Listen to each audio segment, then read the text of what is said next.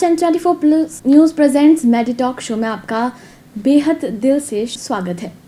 तो दर्शकों, आज हमारे बीच में प्रेजेंट है doctor Pallavi Agrawal. She works as an ophthalmologist in Kamdar eye hospital. तो ma'am, you are most welcome in our show. And हम शुरुआत करेंगे। आज हम जानेंगे दर्शकों आई रिलेटेड प्रॉब्लम्स के बारे में, उनका कैसे रखरखाव किया जाए, क्योंकि आजकल की जो वातावरण है, धूल भरी आंधी और ये बदलता मौसम, इसमें आई संबंधी रोग सभी को, आमजन लोगों को होते रहते हैं। तो उन सब सारे बीमारियों के लिए क्या स्टेप्स की पालना की जाए, उनका कैसे रखरखाव किया जाए, उन सभी बातों से रिलेटेड आज हम मैम से इन्फॉर्मेशन लेंगे। तो मैम, हम शुरू करते हैं आई फ्लू के बारे में, क्योंकि मोस्टली लोगों के बीच में, आमजन में आई फ्लू बहुत कॉमन सी चीज़ होती है। तो उसके लिए क्या स्टेप्स लिए जाए और मतलब उसके लिए क्या सावधानियां बरती जाए? ये आपने अच्छा सवाल पूछा कि आम जन को क्या सावधानियां बरतनी है।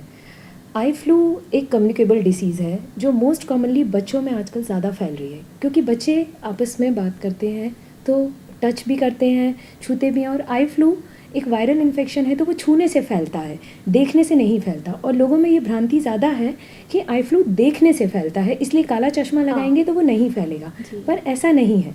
आई फ्लू का जो आँख में कीचड़ आता है, जो पानी आता है, अगर आप उसको छू के जहाँ जहाँ हाथ रखेंगे, जो जो चीज़ें छुएंगे वो सब कंटैमिनेट हो जाएंगी, संक्रमित हो जाएंगी। तो अगर जैसे आपने आँख को छुआ और उसके बाद अपने घर में जहाँ जहाँ चीज़ें छुई वहाँ फैलता है, इसलिए अपने रुमाल तौलिया अलग रखना चाहिए। आई फ्लू में सबसे ज़्यादा ध्यान देना है, हमें आँख को छूना ही अवॉइड करना है। जितना कम से कम आँख को छुएंगे उतना कम से कम फैलेगा, और ये अक्सर धूल मिट्टी से ही होता है। तो जब भी आप कहीं बाहर जाएं, बाज़ार जाएं, कहीं कॉमन प्लेस पे जाएं, तो घर आके सबसे पहले साबुन से अच्छे से हाथ धोएं। ये सबसे कारगर तरीका है इससे बचाव का। और कम से कम अपनी आँखों को छुएं। और हमेशा एक स्पेशलिस्ट को दिखा के ही दवाई लें। कभी भी दुकानदार से, दवाई की दुकान पे जाके वहाँ से ड्रॉप लेके ना डालें, क्योंकि इससे कई बार बीमारी बिगड़ जाती है, और जब बिगड़ जाती है तो फिर कंट्रोल करना मुश्किल हो जाता है। इसलिए सबसे बेहतर होगा कि आप डॉक्टर की सलाह से ही दवाई लें। जी मैम। तो मैम, ऐसा क्यों होता है कि गर्मियों में ये सारी आई कम्युनिकेबल डिजीजेस फैलती है? एक्चुअली गर्मियों में धूल मिट्टी ज़्यादा होती है, और इस समय पसीने की वजह से, गंदगी की वजह से ये इन्फेक्शन ज़्यादा फैलते हैं। और जहाँ तक देखा जाए, आप मौसम में देखेंगे हमारे यहाँ आंधी ज़्यादा आती है, इसलिए इस तरफ ये ज़्यादा होते हैं जी। और जहाँ पे जो ठंडे प्रदेश हैं या जहाँ पे मिट्टी में नमी ज़्यादा होती है वहाँ पे ये कम होते हैं। और इस समय पतझड़ भी होता है, वो भी पत्ते झड़ते हैं, उनसे भी तकलीफ होती है। तो एलर्जी की समस्या में बच्चे बार बार आँखों को रगड़ते हैं और एलर्जी के साथ साथ उनको ये इन्फेक्शन हो जाता है। ये गलत हो जाता है। Okay ma'am. मैम, अगर किसी को आई रिलेटेड प्रॉब्लम जैसे कि नंबर वगैरह कुछ नहीं है, लेकिन एक साधारण सी अपनी डेली लाइफ में हेल्दी आइज़ रखने के लिए आमजन को क्या स्टेप्स फॉलो करने चाहिए, रूटीन में क्या कुछ इंक्लूड करना चाहिए? सबसे पहली चीज़ ये होती है, आँखों को हेल्दी रखने के लिए आप एक बैलेंस डाइट लीजिए। लोग सोचते हैं ज़्यादा पालक, ज़्यादा गाजर या मैं दिन भर बादाम खाते रहूं तो उससे फ़ायदा होगा, ऐसा नहीं होता। आप एक जो आपकी उम्र के हिसाब से आपके लिए एक बैलेंस डाइट है वो लेना आपके लिए ज़्यादा फ़ायदेमंद है। जैसे कि बच्चों को आप सब कुछ खाने दीजिए और उनको स्क्रीन यूज़ से थोड़ा दूर रखिए। ये मोबाइल, टीवी, इन सब से बच्चों की आंखों में ड्राइनेस होती है, और ड्राइनेस के साथ साथ एलर्जी बढ़ती है और उनकी आंखों में इन्फेक्शन का भी खतरा हो जाता है। और बार बार आंखें रब करने से चश्मे का नंबर भी आ सकता है कभी कभी। इसलिए एलर्जी को प्रिवेंट करना और ड्राई आइज़ को प्रिवेंट करने के लिए सबसे अच्छा है बच्चों को ज़्यादा से ज़्यादा खेलने कूदने दें, उनको अपने जो काम करते हैं वो करने दें, पर स्क्रीन से थोड़ा दूर रखें। बाकी बड़े लोगों के लिए आपको ये नहीं सोचना है कि हमें अपनी आंखों को धो के बहुत साफ़ करना है। कई लोग है ना, इसको सोचते हैं कि हम दिन में 10 बार आंखें धोएंगे, उनसे साफ़ रहेंगी। आप जैसे नॉर्मली पूरे शरीर की सफाई रखते हैं, ऐसे आंखों को भी सिर्फ एक बार आपने जो साफ़ कर लिया या धूल मिट्टी से आए वो ठीक है, और कम से कम छूना चाहिए, क्योंकि बार बार छूने से हमारे हाथों की ही गंदगी आंखों में जाती है। Okay ma'am. तो मैम, जैसे कि विटामिन ए रिच जो मिनरल्स, जो मतलब जो सारी वेजिटेबल्स लेनी है, उस चीज़ को भी कंसिडर कहीं ना कहीं करना पड़ता है। बिल्कुल। बैलेंस डाइट का मतलब है कि आपकी डाइट में vitamin A, B, C, D सब कुछ होना चाहिए। वरना लोग क्या करते हैं कि आपने सप्लीमेंट्स ले लिए, वो गोलियां खा ली या वो एक्स्ट्रा चीज़ें खा ली, पर आपकी डाइट बैलेंस नहीं है तो वो एब्जॉर्ब नहीं होती बॉडी में। यानी कि आपने अगर रोज़ एक कटोरी पालक का सूप तो पिया, पर आपके खाने में बाकी चीज़ें नहीं हैं, रोज़ फल नहीं है और दाल चावल ये सब प्रोटीन प्रॉपर नहीं है, तो वो एब्जॉर्प्शन भी पुअर हो जाता है। इसलिए सबसे अच्छा होता है बैलेंस डाइट। हाँ, ड्राई फ्रूट्स डेफिनेटली अफेक्ट करते हैं, इसलिए बच्चों को आप ड्राई फ्रूट्स खाने को देंगे, ताज़े फल सब्जियाँ देंगे, वो उनको फ़ायदा करेंगे। जी मैम। तो मैम जैसे कि बचपन से सुनते आते हैं कि गुलाब जल से आँखें धोनी चाहिए, क्या वो कहीं ना कहीं मतलब कुछ ना कुछ बेनिफिट करती है? एक्चुअली गुलाब जल कई तरह की बातें होती हैं कि गुलाब जल एक गुलाब का पानी है, अगर वो स्टरलाइज्ड है तो आपकी आंखों के लिए ठीक है, पर अमूमन क्या होता है, हम बॉटल खोलते हैं, वो महीनों हमारे फ्रिज में रखी रहती है या घर में रखी रहती है, और जब किसी की आंख में कोई तकलीफ हुई लिया और डाल दिया कि जैसे वो रामबाण का काम कर जाएगा, पर ऐसा नहीं होता। गुलाब जल भी एक तरह से गुलाब की पत्तियों का पानी है जिसको आपने भिगो के बनाया हुआ है, तो वो भी आपके सादे पानी की तरह है। इसकी बजाय तो आँख में कभी कोई कचरा चला जाए, कहीं कोई धूल मिट्टी चले जाए, तो सबसे बेटर है आप पीने के पानी से आँख को धो लें, तो जो है वो निकल जाएगा और उसमें गंदगी भी नहीं होती। फिल्टर्ड पानी जो होता है वो ज़्यादा साफ़ होता है, बजाय इसके कि आपका साल भर पुराना रखा हुआ गुलाब जल है। और अगर आपको कोई भी तकलीफ़ हो जाए, आँख लाल हो जाए, कीचड़ आने लगे या रड़कने लगे या दर्द होने लगे, तो सबसे बेटर है डॉक्टर को दिखा के दवाई लें, अपनी तरफ से इलाज शुरू ना करें। Okay ma'am. तो दर्शकों, अब हम बात करते हैं कि चश्मे, आजकल हर किसी को चश्मा लगना बहुत आम बात हो चुकी है।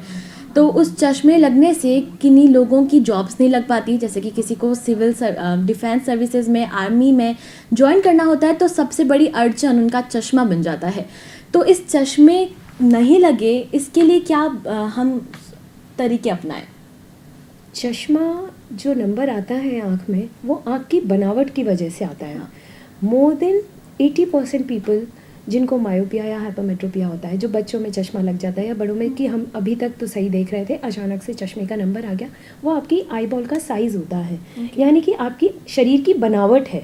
तो उस बनावट से बचने के लिए आपको ये नहीं सोचना चाहिए था कि मैं ये करता तो बच जाता। हाँ, जैसा कि मैंने आपको पहले भी बताया कि एलर्जी के पेशेंट, जैसे बच्चों में एलर्जी और वो बार बार आंखें रब करते हैं, तो उनमें चश्मे का नंबर आ सकता है, क्योंकि उससे कॉर्निया डिफॉर्म होता है, उससे बनावट बदल जाती है उनकी आँखों की।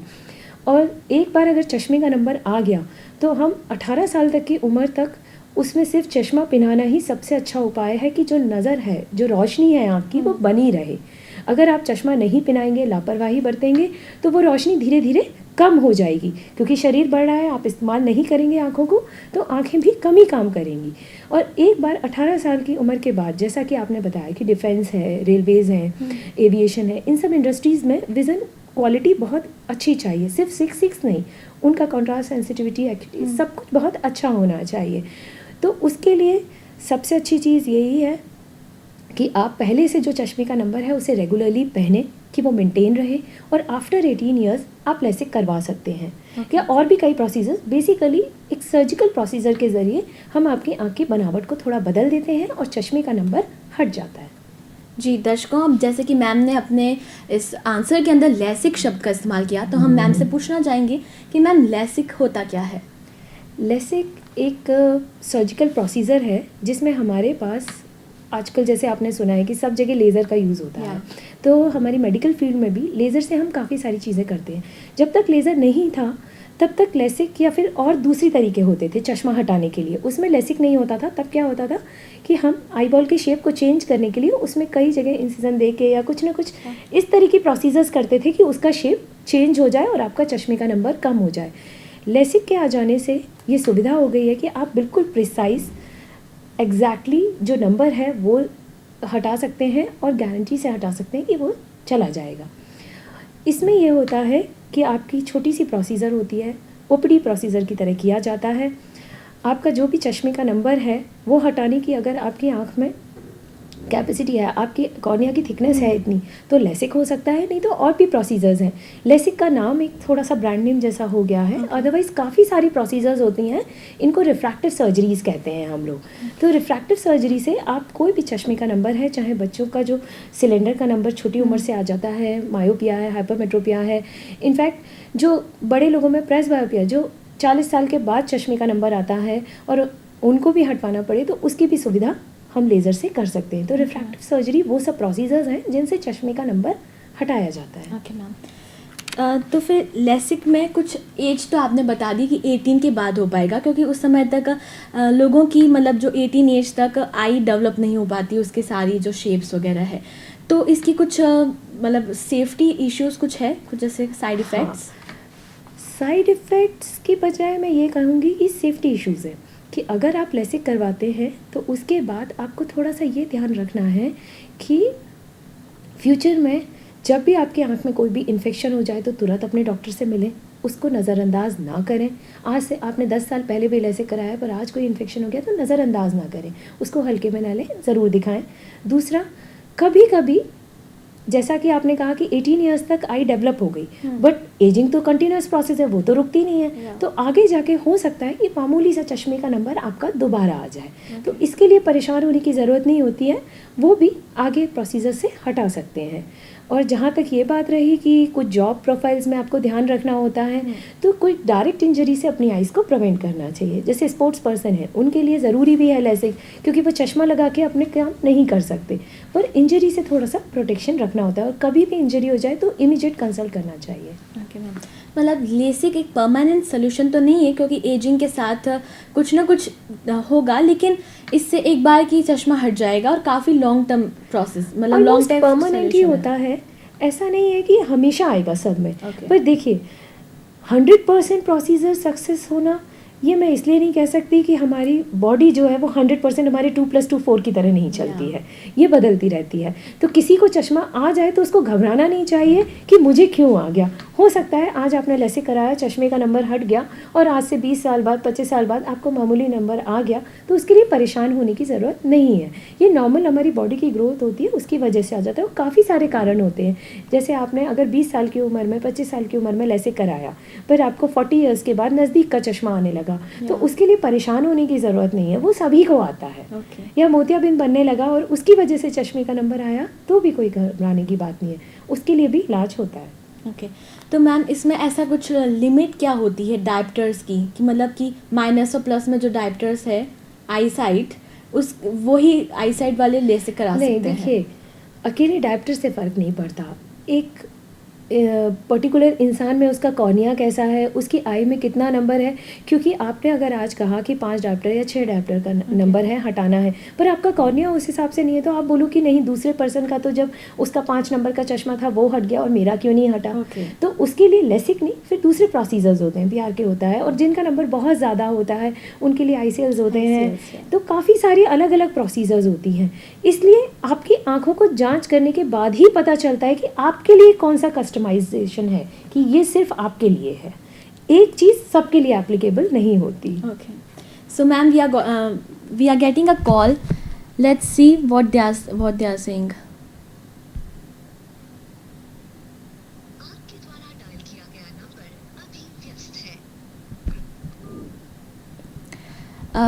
किसी कारण से कट गया, अभी वापस आता है, तो हम अगले क्वेश्चन पे बढ़ते हैं। तो अब हम मोतियाबिंद के बारे में बात करते हैं। तो मोतियाबिंद होता क्या है और इसका इलाज कैसे किया जाता है? मोतियाबिंद एक एजिंग प्रोसीजर है। जैसे जैसे उम्र बढ़ती है, आपके बाल सफ़ेद होते हैं, त्वचा पे झुर्रियाँ आती हैं, ऐसे ही आपका जो एक लेंस है आँख के अंदर जिससे हम देख पाते हैं, जैसे आप ये चश्मा बाहर लगाते हैं, ऐसे एक आँख के अंदर लेंस होता है, एक बॉडी का पार्ट है, एक आँख का पार्ट है, उसमें भी एजिंग होती है। एजिंग की वजह से जो वो बिल्कुल कांच की तरह साफ़ है वो धीरे धीरे धुंधला होने लगता है। तो आप एजिंग नहीं रोक सकते, तो आप कैटरेक्ट फॉर्मेशन नहीं रोक सकते, पर हाँ जितना आपकी बॉडी में ऑक्सीडेटिव स्ट्रेस कम रहेगा, यानी कि आप जितना अपनी बॉडी को हेल्दी रखेंगे उतना देर से आता है। इसलिए होता है कि कई लोगों को 60 साल तक की उम्र में भी उतना मोतियाबिंद नहीं आता, और किसी किसी को जल्दी आ जाता है कि 40 साल में से ही उनको काफ़ी आ जाता है। तो मोतियाबिंद को रोकने के लिए सबसे अच्छा है कि आप हेल्दी लाइफस्टाइल चुनें। जितना आप अपनी बॉडी को हेल्दी रखेंगे, रेगुलर एक्सरसाइज करेंगे, प्रॉपर डाइट लेंगे, सारे न्यूट्रिएंट्स लेंगे, उतनी आपकी आंखें हेल्दी रहेंगी। एक बार मोतियाबिंद अगर बन गया तो उसके लिए भी घबराने की ज़रूरत नहीं है। मोतियाबिंद का ऑपरेशन बहुत ही आसान और सुगम तरीके से होता है। अब उसके लिए आपको ज़रूरी नहीं है कि भर्ती रहना पड़े, काफ़ी दिन हॉस्पिटल में रहना पड़े या टाँके लगे। अब बिना टाँके का और बहुत जल्दी ही, बहुत कम समय में, 5 मिनट में आपको ऑपरेशन करके उसी दिन छुट्टी दे दी जाती है। हमारे किसी दर्शक का फ़ोन आ रहा है, हम बात सुनते हैं उनकी, क्या कहते हैं वो। हेलो। हेलो। जी गुड इवनिंग मैम, डॉक्टर साहब से बात करनी है। हाँ जी जी कहिए। हाँ, सुन रहे हैं वो। डॉक्टर साहब नमस्ते, मेरा नाम पवन है और मेरा काम जो है वो फोटोग्राफी का है। तो मेरी आंखें जो हैं वो बहुत ज्यादा लाल हो जाती हैं और उसके बाद में उसमें खुजली चलने हो जाती है। तो ओके। इसका कोई उपाय बताएं मैम। हाँ जी, आपकी आंखें जो लाल हो रही हैं और आपने कहा आप फोटोग्राफी के बिजनेस में, फोटोग्राफी में हमें काफ़ी लंबे समय तक और टाइमिंग्स में काम करना पड़ता है और साथ ही साथ काफ़ी ब्राइट लाइट में रहना पड़ता है आपको। जब इतनी तेज़ रोशनी में काफ़ी समय तक आंखें खुली रहती है या आप ध्यान लगा के काम करते हैं तो इससे आंखों में पलक झपकना थोड़ा कम हो जाता है, जो अमूमन 15 से 20 बार होना चाहिए एक आम आदमी में। जब कोई इंसान इस तरह से काम करता है, ध्यान से काम करता है, तो उनके लिए कम हो जाता है। उससे आँख में सूखापन भी आता है। साथ ही साथ आपने जैसे बताया कि फ़ोटोग्राफी मीन्स आपकी आइज़ रेज को भी अफेक्ट होती हैं, जितने आप डिफरेंट टाइप के लेंस लगाते हैं इन सब से भी। तो बेटर ये है कि आप अपनी आँखों का एक डॉक्टर से जाके चेकअप कराइए। काफ़ी सारी चीज़ें हो सकती हैं कि आपको ड्राई आइज़ हो सकता है, उनकी वजह से आँख में कोई और तकलीफ़ भी हो सकती है, जिसके कारण आँखें बार बार लाल होती हैं। मेरी सलाह रहेगी आप डॉक्टर को दिखा के प्रॉपर दवाई लें और हो सकता है आपको मामूली चश्मे का नंबर हो, जिसकी वजह से आप जब ज़ोर लगा के देखते हैं तो आँखों पे ज़ोर पड़ने से दर्द होता हो आपको। तो बेटर है आप कंसल्ट कीजिए और इसमें घबराने की ज़रूरत नहीं है। आप अपनी जॉब कंटिन्यू कर सकते हैं, सिर्फ कुछ मेडिकेशंस और कुछ प्रिकॉशंस के साथ। ऐसे किसी दर्शक को अपनी कोई समस्या के बारे में मैम से सुझाव लेने हैं तो 9829037327 पे कॉल कर सकते हैं। तो मैम हम मोतियाबिंद के बारे में बात कर रहे थे, हाँ जी। तो हमें क्या मोतिया का पकने का इंतज़ार करना चाहिए? जैसे ऐसे सुनने में आता है कि पके फिर, या फिर नई टेक्निक्स आ गई जैसे कि फेको टेक्निक है जिसके लिए पकने का इंतज़ार नहीं करना पड़े। एक्चुअली मोतियाबिंद पकने का जो कॉन्सेप्ट था वो बहुत पुराना था। ओके।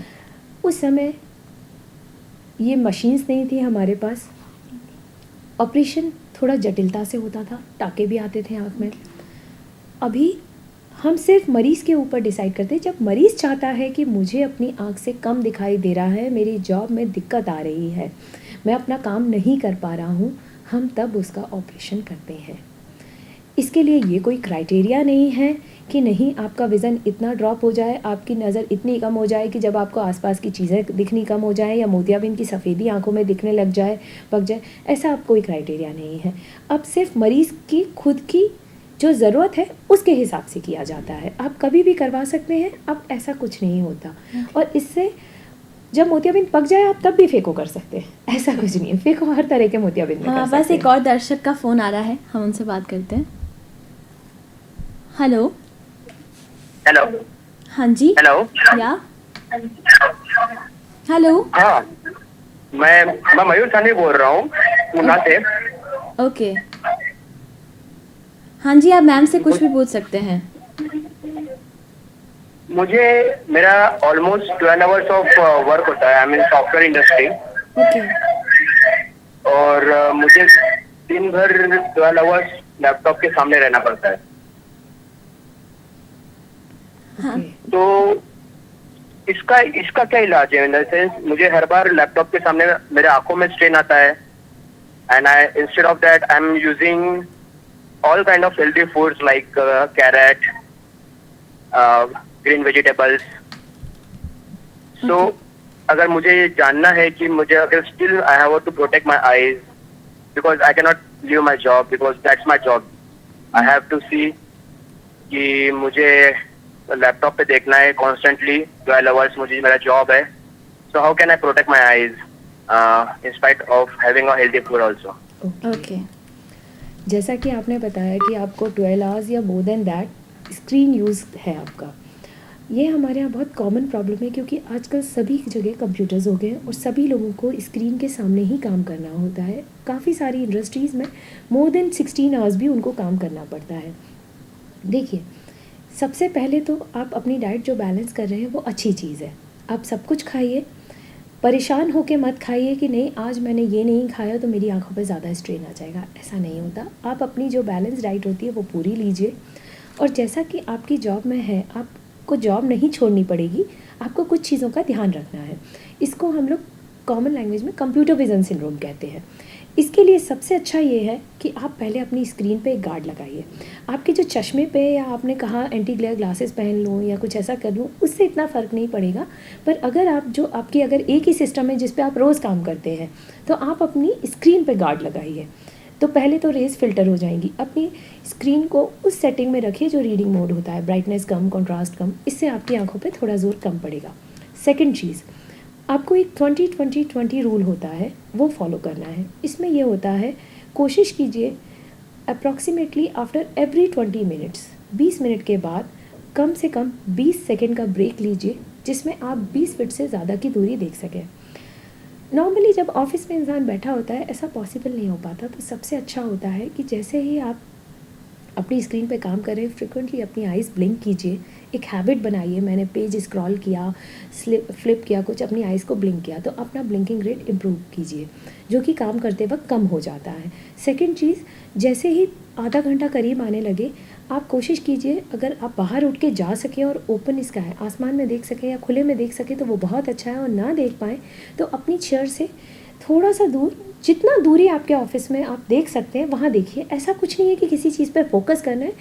द आइडिया इज़ कि आपको अपनी आँखों को रिलैक्स करना है। जो लगातार आप काम कर रहे थे नज़दीक में, या आपने सोचा मैं आधे घंटे के ब्रेक में मोबाइल देख लूँ, तो आंखें तो लगातार स्ट्रेन में ही हैं क्योंकि आप नियर विज़न ही कर रहे हैं। उसको रिलैक्स कीजिए, तो थोड़ा दूर देखिए, जितना दूर पॉसिबल है। तो भले ही आप आधे मिनट के लिए वो काम करेंगे, पर उससे आपको बाकी आधे घंटे काम करने की एनर्जी मिलेगी। बाकी जैसा आप कर रहे हैं वो सब ठीक है, आप अपनी डाइट पे ध्यान देते रहिए। धन्यवाद कॉल करने के लिए। हम आशा करते हैं आपको अपने क्वेश्चन का बहुत अच्छे से आंसर मिला होगा। तो हाँ, हम मोतियाबिंद पर बात कर रहे थे। तो मोतियाबिंद के ऑपरेशन के लिए किसी व्यक्ति को क्या सावधानी, मतलब उससे ऑपरेशन कराने से पहले, उसके बाद में क्या प्रिकॉशंस को फॉलो करना चाहिए? मोतियाबिंद का ऑपरेशन कराने से पहले, सबसे पहले मरीज़ को जब ये लगे कि मेरी आँख की रोशनी कम हो रही है, अपने डॉक्टर से मिलना चाहिए। जब वो डॉक्टर से मिलेगा तो डॉक्टर उनको बताएंगे कि आपको चश्मे का नंबर बैठ रहा है या नहीं। अगर उनका मोतियाबिंद बहुत ही मामूली होता है और सिर्फ आधा नंबर या चौथाई नंबर के चश्मे से बात बन जाए, अगर ऐसा लगता है कि वो चश्मे से सेटिस्फाइड है, उसका काम चल रहा है, तो हम लोग कह देते हैं कि आप चश्मा पहनिए। पर अगर मरीज़ को लग रहा है नहीं, चश्मे से वो बात नहीं आती और एक लिमिट से ज़्यादा चश्मे का नंबर हो जाएगा, तो आपके डॉक्टर कहेंगे कि नहीं, अब आपको जांचों की ज़रूरत है। इसमें पूरी जांचें होती हैं। आपकी आंख में दवाई डाल के जो जांच की जाती है, आफ्टर डायलिटेशन हम ये देखते हैं कि आपका मोतियाबिंद किस तरह का है, कितना तेज़ी से बढ़ेगा। तो हम ये बता सकते हैं मरीज़ को कि आप कितना वेट कर सकते हैं, अभी कितने महीने गुजार सकते हैं। अगर वो बाद में ऑपरेशन कराना चाहें तो कितने दिन आप चश्मे से काम चला सकते हैं। साथ ही साथ इससे ये भी पता चलता है कि उनकी बाकी आँख में कैसी कंडीशन है, जैसे उनकी कॉर्निया कैसी है, उनका आँख का पर्दा कैसा है। अगर सब कुछ ठीक रहता है तो वो कभी भी अपनी सुविधा से ऑपरेशन करवा सकते हैं। ऑपरेशन करवाने के टाइम पे ऐसा नहीं है कि आपको भूखे पेट जाना है। बहुत रेयर कंडीशंस होती हैं जिन लोगों को हमको फुल एनेस्थीसिया, जनरल एनेस्थीसिया देना पड़ता है, जिसमें हमें भूखे पेट बुलाना होता है। वरना अब सब जगह आपकी आँख में दवा डाल के उसी समय ऑपरेशन किया जाता है। कुछ लोगों को उसमें दिक्कत आती है तो आँख में सुई लगा के उनकी आँख को शून्य किया जाता है। और जो लोग इस चीज़ के लिए कोऑपरेटिव होते हैं कि नहीं, मैं देख सकता हूँ, मैं इतना फोकस कर सकता हूँ, आपको कोऑपरेट कर सकता हूँ, समझ सकते हैं, उनको हम सिर्फ आँख में दवा डाल के उस दवाई से ही शून्य कर देते हैं और ऑपरेशन कर देते हैं। उसके लिए सुई की भी ज़रूरत नहीं पड़ती। पर मरीज़ की सुविधा, जो मरीज़ को बेटर लगे, उस हिसाब से उसकी आँख को सुन करके ऑपरेशन किया जाता है। तो पहले से घबराने की ज़रूरत नहीं है कि पूरी रात भूखे रहना है, सुबह से कुछ खाया नहीं, ऐसा नहीं होना चाहिए। आप जैसा खाना खाते हैं, हल्का नाश्ता कीजिए, जो हल्का खाना होता है वो खाइए। ऑपरेशन करवाने के बाद भी आप अपने सारे रूटीन काम कर सकते हैं।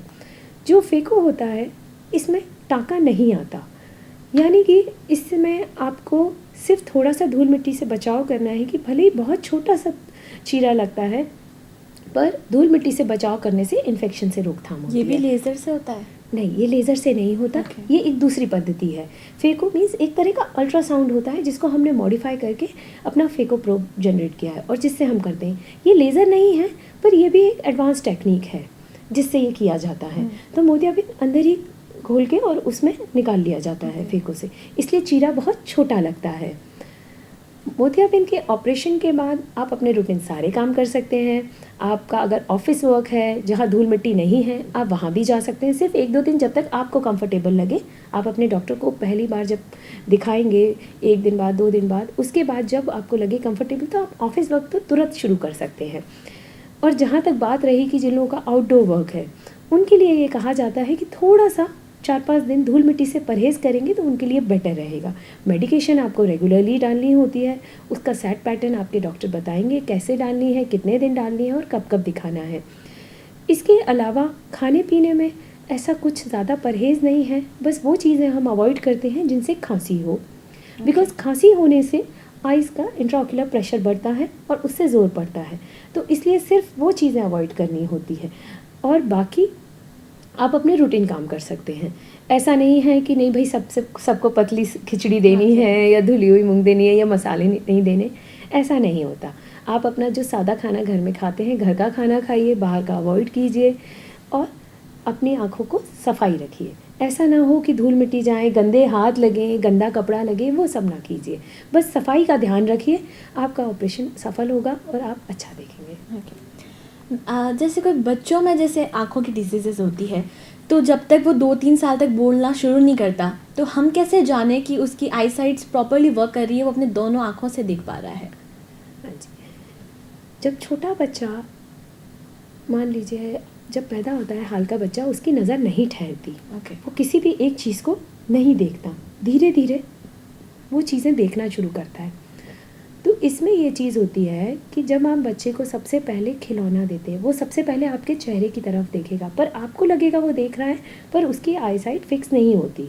जब हाल का पैदा हुआ बच्चा होता है, धीरे धीरे वो आंखें खोलेगा। महीने भर के अंदर आपको समझ में आने लगेगा कि हाँ, बच्चा आंखें खोल रहा है और कहीं भी देख रहा है। वो हो सकता है कभी ऊपर देखे, कभी नीचे देखे, पर आपको इससे ये समझ में आएगा इसकी आंखें चारों तरफ घूम रही हैं बराबर से। दोनों आंखें एक साथ घूमनी चाहिए, किसी भी डायरेक्शन में जाएं, पूरा उस डायरेक्शन में दोनों आंखें एक साथ घूमनी चाहिए। तो इससे भी पता चलता है कि आंख में कोई तकलीफ़ नहीं है। अगर कोई आंख में तकलीफ़ होती है तो वो आंख थोड़ा धीरे घूमती है, दोनों आंखों का अलाइनमेंट बिगड़ जाता है, जिसे तिरछापन कहा जाता है। हमारे पास एक और कॉलर का फ़ोन आ रहा है। हेलो। हेलो, हाँ जी, डॉक्टर साहब से बात कर रहे हैं मैम। या वो सुन रहे हैं। कहिए। Good evening ma'am. Good evening. Ma'am, मेरे दादी जी की उम्र 80 साल है और उन्हें थोड़ा धुंधला धुंधला दिखाई देता है। तो किसी से पूछा गया तो कहा कि सब काला पानी हो गया है इनको, तो उसके लिए क्या किया जा सकता है? काला पानी एक अलग तरह की बीमारी है। अमूमन ये उम्र बढ़ने के साथ ही होती है। ज़्यादातर 50 या 60 साल के बाद इसके होने के चांसेस बढ़ जाते हैं। काला पानी एक ऐसी बीमारी है जो इन्फेक्शन नहीं है कि आपने आँख से निकाल दिया या ऑपरेशन कर दिया तो वो जड़ से निकल गई। काला पानी एक डायबिटीज़ जैसी बीमारी है या हाइपरटेंशन जैसी बीमारी है जिसको आप कंट्रोल करते हैं। इसमें यह होता है कि जो आपके आँख के अंदर की बनावट में पानी है उसका प्रेशर बढ़ जाता है। उसका प्रेशर बढ़ जाने की वजह से हमारी रोशनी की नस, जिसकी वजह से हम आँखों में देख पाते हैं, वो नस जो हमारे दिमाग से जोड़ती है, मस्तिष्क से जोड़ती है आँखों को, उस नस का पानी का दबाव बढ़ने से धीरे धीरे उसका आकार बदलता जाता है, वो सूखने लगती है और हमारी देखने की क्षमता कम हो जाती है। इसमें अक्सर ये होता है कि मरीज़ को बहुत देर से पता चलता है जब बीमारी अपनी लिमिट से आगे बढ़ जाती है। इसका कारण ये है कि हम हमेशा चीज़ों को दूर से देखते हैं। जब हमको दूर की चीज़ें दिखाई देना कम हो जाती है तब हमारा ध्यान जाता है। पर काला पानी में दूर की नज़र हो सकता है कि आपका काला पानी 80% या 90% तक बढ़ चुका है और आपकी दूर की नज़र बनी हुई है, पर उसका कारण ये होता है कि इसमें जो हमारे चारों तरफ की नज़र है वो कम होती है। यानी कि आज इंसान अपने पास से जाते हुए गाड़ियों को देख सकता था, कुछ महीने बाद उसको वो तब दिखती हैं जब बहुत आगे आ जाती हैं, और कुछ महीने बाद तब दिखने लगता है जब वो बिल्कुल सामने आ जाए, क्योंकि इसमें हमारी चारों तरफ की नज़र कम होती है। अब एक बार अगर काला पानी हो गया तो इसके लिए आपको अपने डॉक्टर को सलाह लेके जो कंफर्म है, पहले तो डायग्नोसिस कंफर्म करानी चाहिए कि काला पानी ही है। अगर काला पानी कंफर्म है तो उसके लिए आपको डॉक्टर प्रॉपर दवाइयाँ देगा, कम से कम इसको बढ़ने से रोक सकते हैं। जो चला गया हम उसको वापस नहीं ला सकते क्योंकि नसें हम दोबारा नहीं बना सकते, पर उसको कंट्रोल कर सकते हैं, जो है उसे बचा सकते हैं। तो हम मैम से पूछेंगे कॉन्टैक्ट लेंस के बारे में। तो मैम, कॉन्टैक्ट लेंस को लगाने से हर कोई लोग मतलब कि मेट्रो सिटीज़ में तो शायद अब ये बहुत कम हो चुका है, लेकिन हमारे जोधपुर में लोग कॉन्टैक्ट लेंस लगाने से कुछ हद तक डरते हैं कि इसको लगाने से कहीं आँखों में खतरा और तो नहीं बढ़ जाएगा, या फिर ये अंदर आँखों के अंदर टूट नहीं जाएगा। तो इसके बारे में जो सारे प्रचलन है वो कितने सच है? कॉन्टैक्ट लेंस ऐसा नहीं है कि कोई हवा है जिससे डरने की ज़रूरत है। कॉन्टैक्ट लेंस जैसे आप आँख के आगे चश्मा पहनते हैं, ऐसे ही एक स्पेशल मटेरियल के लेंसेज बनते हैं जो आँख के अंदर पहन दिए जाते हैं। कॉन्टैक्ट लेंस बनाए ही इसलिए गए हैं कि चश्मे से होने वाली जो समस्याएं हैं उनसे निजात मिले। तो मोस्ट कॉमनली जिनका बहुत ज़्यादा चश्मे का नंबर है उनके लिए कॉन्टैक्ट लेंस एक बहुत अच्छा उपाय है, क्योंकि चश्मे से आप एक लिमिटेड विज़न देख पाते हैं, साइड से आने वाली चीज़ें नहीं दिखती। और चश्मे से ये प्रॉब्लम होती है कि जिन लोगों का बहुत ज़्यादा नंबर होता है उनको चीज़ें या तो अपने एक्चुअल साइज़ से थोड़ी छोटी या बड़ी दिखती हैं, तो उससे उनको तकलीफ़ होती है। कॉन्टैक्ट लेंस से आपका फील्ड ऑफ विज़न बहुत अच्छा हो जाता है, क्योंकि एक बार आपने लेंस आँख के अंदर पहन लिए तो जैसा आपके नॉर्मल आँखें जितना देख पा रही हैं उतना आप पूरा ढंग से देख पाएंगे। सेकंड चीज़, जैसा कि मैंने बताया चीज़ें बड़ी या छोटी दिखती हैं, तो बहुत हाई पावर के लेंसेज में उनको ये फ़ायदा होता है कि जैसे ड्राइव करना है या जो लोग गेम्स खेलते हैं तो भाई उनको बॉल आती हुई या शटलकॉक आती हुई दिख रही है तो वो प्रॉपर अच्छे से खेल पाते हैं। फील्ड्स में चश्मा टूट सकता है, जो कि ऐसा कॉन्टैक्ट लेंस के साथ नहीं होता। आपको बस कॉन्टैक्ट लेंस में एक सावधानी बरतनी है, उनकी केयर और अपनी आँखों की केयर। इसमें आपको कॉन्टैक्ट लेंस और साथ ही साथ अपनी आँखों में संक्रमण को रोकना है। अगर आपकी आँखों में इन्फेक्शन हो जाए तो कॉन्टैक्ट लेंस मत पहनिए। कॉन्टैक्ट लेंस एक सेट टाइम पीरियड के लिए दिए जाते हैं, उनकी एक लाइफ होती है। आप उनकी केयर करेंगे, उनकी साफ़ सफाई रखेंगे, रेगुलरली सॉल्यूशंस से उनको क्लीन करेंगे, सफाई से रखेंगे, तो कोई खतरा नहीं है आँखों में इन्फेक्शन का। और जब भी आँख में अगर धूल मिट्टी चले जाए या कुछ भी हो जाए तो आपको तुरंत अपने घर जाके लेंस निकाल के उसको वॉश करके अपनी आँखों को क्लीन रखना चाहिए।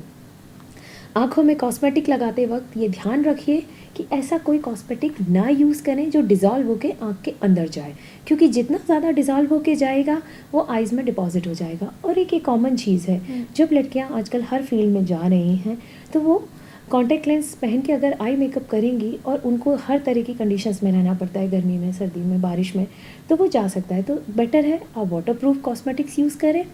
अपने लेंस का केस और सॉल्यूशन हमेशा अपने बैग में रखें। कभी भी कोई तकलीफ़ हो जाए तो उनको निकाल के वॉश करके तब दोबारा पहने, क्योंकि एक बार अगर उस पर कुछ कचरा चला गया और आप पहने रहे तो प्रॉब्लम बढ़ सकती है। और मैम, जैसे कि ट्रेंड है कलर्ड कॉन्टैक्ट लेंस पहनने का, तो पहन वो भी सकते हैं। किसी डॉक्टर से प्रिस्क्राइब करके पहनना चाहिए या कहीं से भी खरीद लो? बेटर है पहले आप एक डॉक्टर से कंसल्ट इसलिए कर लें कि आपकी आइज सूटेबल है कि नहीं कॉन्टैक्ट लेंसेज के लिए। चश्मा एक ऊपरी चीज़ होती है जो आँख पे असर नहीं डाल रहा, तो ये कोई भी पहन सकता है। आपका चश्मा गंदा हो गया, आप आराम से पहन सकते हैं। आँख में कुछ इन्फेक्शन चला गया, चश्मा पहना हुआ है, कोई प्रॉब्लम नहीं है। पर कॉन्टैक्ट लेंस पहनने के लिए आपकी आइज़ सूटेबल होनी चाहिए। कुछ आइज़ ऐसी होती हैं जिनको ड्राई आई की प्रॉब्लम है या बहुत ज़्यादा एलर्जी रहती है, ऐसे में कॉन्टैक्ट लेंस पहनने के साथ साथ कुछ दवाओं को यूज़ करना पड़ता है। तो बेटर है आप अपने डॉक्टर को दिखाएं, वो आपको सही सलाह दे सकते हैं कि आपके लिए आँखें कॉन्टैक्ट लेंस के लिए यूज़फुल है या नहीं। और कॉन्टैक्ट लेंस चाहे नंबर के हों, चाहे कलर्ड कॉन्टैक्ट लेंसेज हो, या आजकल ज्वेलरी के लिए भी आने लगे हैं कि उनमें गोल्ड प्लेटिंग हो गई है, गोल्ड से डिज़ाइन है या डायमंड्स लगे हुए हैं, आप वो सब भी पहन सकते हैं, नो इश्यूज़। पर आपकी आँखों को इन्फेक्शन से बचाने के लिए बेटर है कि आप पहले अपने डॉक्टर को दिखाएं कि कभी भी आपको इमरजेंसी में कोई प्रॉब्लम आ जाए तो वो पहले से आपको बता दें। ऐसा ना हो आप किसी इवेंट में गए हैं और सडनली आपको आंखों में तकलीफ़ हो गई और आपका कॉन्टैक्ट लेंस डैमेज हो जाए या आपकी आंखों में कोई डैमेज हो जाए, ऐसी कंडीशन ना आए। तो बेटर है एक डॉक्टर की सलाह से लें। जी मैम। तो अब हमारा अगला सवाल मैम आपसे ये है कि आजकल के बच्चे खाना भी बिना फ़ोन यूज़ किए नहीं खाते हैं। मतलब उनको सारे फ़ोन में ही गेम्स खेलने हैं, फ़ोन में ही वीडियोस देखनी है। ऐसे बच्चों को अमूमन ज़्यादा जल्दी चश्मा लग जाता है, तो उन बच्चों के पेरेंट्स को क्या सलाह देंगे आप? First of all, mobile, TV या कंप्यूटर जो भी ये स्क्रीन यूजेस हैं, देखिए कहीं ना कहीं इसके लिए हमारे घर का माहौल, पेरेंट्स जिम्मेदार होते हैं। आज देखिए बच्चे को आप जैसी आदत डालेंगे वैसा होगा। आजकल आप इनसे दूर नहीं रख सकते बच्चों को, पर इसको थोड़ा सा रेगुलेट करना होता है। आपको ये तय करना होगा कि बच्चे के लिए क्या ज़रूरी है, क्या नहीं। आप टीवी देखने दीजिए, मोबाइल देखने दीजिए, ऐसा नहीं है। कई स्कूलों में आजकल टैबलेट पर पढ़ाई होने लगी है, या बच्चों के लिए आजकल ये ज़रूरत बन गया है। सिर्फ मनोरंजन का साधन नहीं रह गया है, उनकी पढ़ाई के लिए, एडल्ट्स के लिए, जॉब के लिए, एजुकेशन के लिए हर तरह से ज़रूरी हो गया है। तो आप देखिए, पर कुछ सावधानी का ध्यान रखना है। एक तो आँख से एक स्थित दूरी होती है, उस दूरी पर रख के देखना चाहिए, बहुत ज़्यादा नज़दीक नहीं। आप ये ध्यान दीजिए कि जब भी बच्चा मोबाइल या स्क्रीन यूज़ कोई भी कर रहा है तो रूम की लाइट्स ऑन हो, ऐसा ना हो अंधेरे में या डिम लाइट में देखें। हम एक दर्शक का फ़ोन आ रहा है, हम बात करते हैं उनसे। आपके द्वारा डायल किया गया नंबर अभी व्यस्त है। किसी कारणवश वो कट गया है, तो मैम आप अपनी बात कंटिन्यू रखें। ओके, बाकी सबसे अच्छा ये रहता है कि आप ये आदत तोड़ें पहले तो, कि बच्चे को टीवी देख के ही खाना खिलाना है या मोबाइल हाथ में होगा तब करें। आप उसको अपने किसी और तरीके से बिज़ी कीजिए। और हाँ जी, हाँ, हेलो। हेलो। हाँ सर, मैं जोधपुर से बोल रहा हूँ। ओके। हाँ जी, हमारे पिताजी के एक आँख में पहले ऑपरेशन किया हुआ था, ओके। जो दो आँख से किया हुआ है। तो उसकी एक आँख से नजर चली गई पहले से, तो उस आँख से मतलब बार बार वो खटकना, गिर आना और पानी आना, खूब सारे इधर उधर डॉक्टरों को दिखाया वापिस, कोई भी वो पानी आता हुआ नहीं रह रहा। देखिए, दोनों आँखों का ऑपरेशन हो चुका है। जहाँ तक मेरा ख्याल है कि इनका मोतियाबिंद का दोनों आँखों का ऑपरेशन हो चुका है। मोतियाबिंद के ऑपरेशन के बाद तुरंत बाद अगर आंखें लाल हो जाएं, कीचड़ आए या पानी आए, तो उसका ऑपरेशन से संबंध होता है। पर अगर ऑपरेशन कराए हुए काफ़ी वक्त गुजर चुका है, मान लीजिए कुछ साल गुजर चुके हैं, और अगर उसके बाद भी ये प्रॉब्लम बनी हुई है, तो उसके काफ़ी सारे और कारण हो सकते हैं। जैसे कि जैसे जैसे उम्र बढ़ती है, आँख में हो सकता है कि आंसू की नली बंद हो रही हो, कहीं ना कहीं उसमें रुकावट आ रही हो, या आपकी पलकें ढीली हो जाती हैं, तो वो अपना काम सही तरीके से नहीं कर पाती। वो जो आँख में नॉर्मली आंसू बनते हैं जितने, वो भी आँख से बाहर नहीं जा पाते, तो वो इकट्ठे होने लग जाते हैं। और कभी कभी ये भी हो जाता है कि आपकी पलकों में इन्फेक्शन हो जाता है, नीमोमाइटिस हो सकती है, ब्लिफराइटिस, कई तरह की चीज़ें होती हैं जो कि जांच में पता चलता है कि उनकी वजह से आंसू ज़्यादा बन रहे हैं, या गिड़ जो आ रहा है वो पीला ना होकर सफ़ेद कीड़ है, चिपचिपा है, या सिर्फ सुबह के वक्त आता है, या तार जैसा खिंचता है। हर तरह का जो ये खटकना, रड़कना, या फिर कहना चाहिए कि दर्द होना या आंख लाल हो जाना, कीड़ आना, सब कुछ ज़रूरी नहीं है आपके मोतियाबिंद के ऑपरेशन से जुड़ा हो। बेहतर सलाह ये रहेगी कि आप अपने डॉक्टर से जाके मिलिए, वो आपकी कुछ जांचें करेंगे जिनमें आपका सही कारण पता चलेगा, और सही कारण की अगर दवाई करेंगे तो इससे आपको शर्तियाँ छुटकारा मिल जाएगा। ओके, थैंक यू कॉल करने के लिए। जी मैम, वो बच्चों के चश्मे रिलेटेड बात चल रही थी। देखिए, बच्चों को चश्मा, देखिए ज़्यादा स्क्रीन यूज़ या ज़्यादा स्ट्रेस होता है तो डेफिनेटली बच्चों में चश्मे का नंबर आने का खतरा है। उसका कारण ये होता है कि बच्चे बहुत नज़दीक से देखते हैं तो उनकी मसल्स इम्बैलेंस हो जाती हैं। इसलिए आपने बचपन से ही सुना होगा कि माँ बाप भी कहते हैं खिलौने खेलना है या दूर से खेलो, कॉपी में लिखना है सीधे टेबल कुर्सी पर बैठ के लिखो। वो इसलिए कहा जाता था कि उससे आपका बॉडी पॉस्चर भी ठीक रहेगा और आँखें भी सही काम करेंगी। जो बच्चे ऐसे नज़दीक से लिखते हैं, ये सब दिक्कतें होती हैं, तो ये आपको पहले पकड़ में आ जाएगा। जैसे कि आपने पूछा था कि हाल में बच्चा पैदा हुआ, जब तक बोल नहीं सकता कैसे बताएगा, तो जब आप बच्चे के सामने खिलौना रखेंगे, वो उस खिलौने की तरफ देख रहा है कि नहीं, जब आप कमरे में घुसते हैं तो वो आपकी आवाज़ सुन के आपकी तरफ गर्दन घुमाता है, तो वो सिर्फ आपको ढूंढता रहता है या उसकी आंखें आपकी तरफ स्थिर होती हैं, वो अपने खिलौने को देखेगा। आप देखेंगे कि जैसे ही उसका खिलौना आपने पसंद का उसके सामने लाया, उसकी नज़रें उस पर टिक जाएंगी और जहाँ जहाँ घुमाएंगे वो देखेगा। तो इससे आपको पता चलता है कि हाँ, उसका फिक्सेशन अच्छा है, वो देख पा रहा है। और अगर आपको इन सब में कहीं भी कुछ गड़बड़ दिखे कि नहीं, उसकी आंखें ठहरती नहीं हैं, दोनों आंखें अलग अलग दिशा की तरफ जाती हैं, या वो अपने खिलौने भी नहीं देखता, या रोशनी की तरफ नहीं देखता, अगर ऐसी कोई भी तकलीफ़ आपको समझ में आए तो आपको अपने डॉक्टर से मिलना चाहिए। हमारे पास काफ़ी सारी ऐसी जांचें होती हैं जिसमें भले ही बच्चा ना बोल पाए, पर हम वो आँखों की जांच कर सकते हैं और पता कर सकते हैं कि बच्चे की आँखें स्वस्थ हैं या नहीं। Okay ma'am. तो मैम एक आम इंसान को हर कुछ महीने बाद डॉक्टर के पास जाकर चेकअप कराना ज़रूरी होता है कि आँखों के लिए? देखिए, हमारी जो आपकी लाइफस्टाइल हो गई है, सलाह तो ये रहती है कि साल में एक बार आपको अपने ऊपर ध्यान दे के, चाहे अपनी आँखें हों, चाहे अपनी बॉडी की और कंडीशंस हो, अपने डॉक्टर से सलाह लेना चाहिए। आप सबसे पहले भले ही किसी फिजिशियन को भी दिखाएं, अपनी समस्याएं किसी भी डॉक्टर को बताएंगे, अगर कुछ समस्या है तो वो पता चल जाती है और कई बार कोई समस्या नहीं होती। पर एक रूटीन चेकअप में अगर सब चीज़ें नॉर्मल आती हैं तो साल में एक बार दिखाने में कोई बुराई नहीं है। अगर आपको लगता है कि बीमारी आगे बढ़े उससे पहले पता चल जाए। देखिए, अब सेडेंट्री लाइफस्टाइल्स हो रही है, ज़्यादातर लोग गाड़ियों में ट्रैवल करते हैं, पैदल चलना बहुत कम हो गया है, फूड में हमारा जंक फूड ज़्यादा बढ़ गया है, और जितना हमको पता है अब कि ना फल सब्जियां इतनी अच्छी रह गई है, ना अनाज, सभी में पेस्टिसाइड्स वगैरह हो गए। तो बेटर ये होता है कि आप पहले तो अपनी डाइट रेगुलेट करने के साथ साथ अपनी हेल्दी लाइफस्टाइल रखें। डेली एक्सरसाइज करना चाहिए आपको। ऐसा नहीं है कि मैं आँखों को रोज़ पानी से धोऊंगा तो मेरी आँखें साफ़ रहेंगी, या मैं ये खाऊंगा या वो खाऊंगा, जो लोगों में काफ़ी सारी भ्रांतियाँ रहती हैं वो रहे। तो उनको थोड़ा सा आप अपने डॉक्टर से चीज़ें समझ के उस हिसाब से कर सकते हैं जिससे आप हेल्दी रह सकें। Okay ma'am. अब लास्ट क्वेश्चन मैम, मैं आपसे ये पूछना चाहूँगी कि जो नेत्रदान का विषय है, अगर किसी व्यक्ति की मृत्यु हो जाती है, उसकी आंखें उसने डोनेट करने को बोला हुआ है, तो वो उसकी आंखें कितने आवर्स तक यूज़ में ली जा सकती, मतलब उसका क्या प्रोसीजर है कि उसके मरने के कितने समय बाद उसकी आंखें उससे निकाली जाएगी एंड ऑल?